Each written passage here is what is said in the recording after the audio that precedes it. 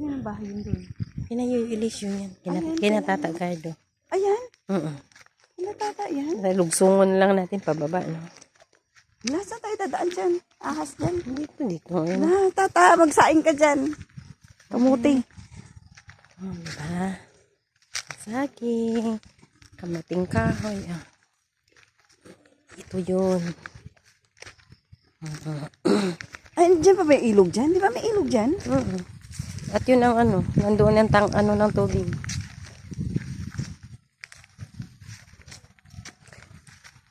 Ito saan banda yung sa amin dito dati, no? Hanggang doon niya kuha ko nga yan. Kita Kano saan nga? Yung kita Gardo. Itong area dito, nasa 13,800. Within 10 years. Yung sa kabila, 10,000, 10 years din.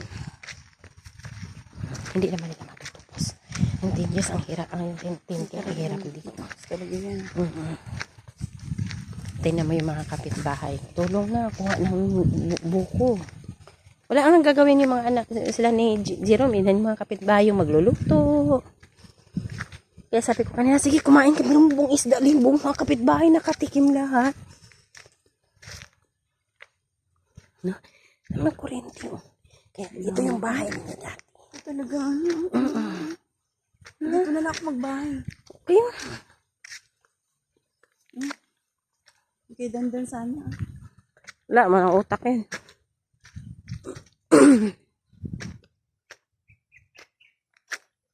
Wala ka mga tiyo.